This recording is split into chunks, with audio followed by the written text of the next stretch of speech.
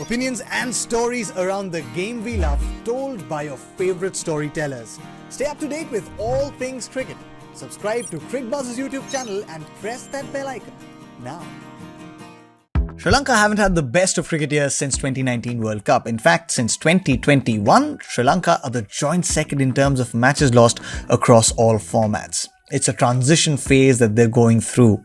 But now with the Asia Cup and T20 World Cup coming up, how well are they equipped? How have they fared since last year's T20 World Cup? Let's have a look at all of that right here.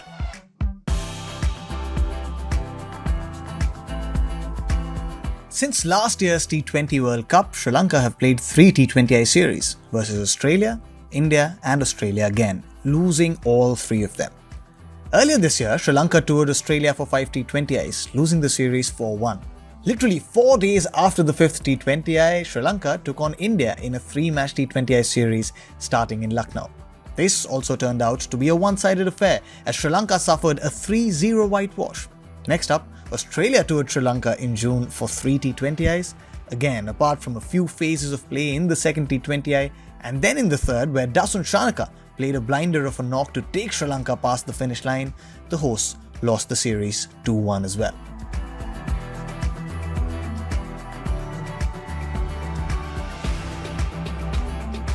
For a team like Sri Lanka that has lost a majority of its T20Is since 2021 T20 World Cup, it is hard to find concrete positives.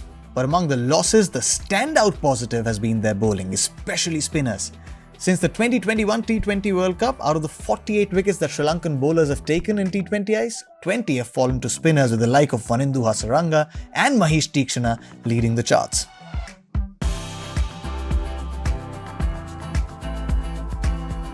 Batting has been a major weakness for Sri Lanka since the last T20 World Cup. Pathum Nissanka and Charit Asalanka are the only 2 top-order batters who constantly featured in the 11 T20Is, but both only have 350-plus scores between them. Apart from them, Shanaka, who is a middle-order bat, is the only batter who averages more than 40, because there is no one else who averages even close to 40 since the last T20 World Cup.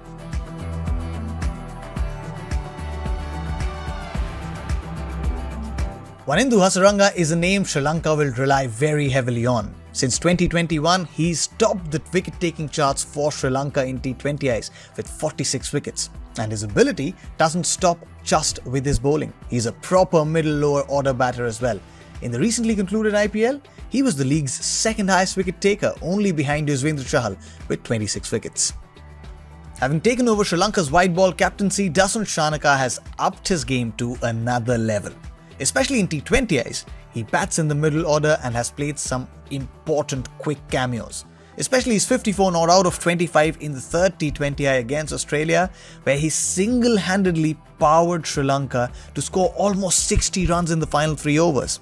The second highest run scorer for Sri Lanka in T20Is since last year's T20 World Cup, Shanaka is the only batter to average more than 40.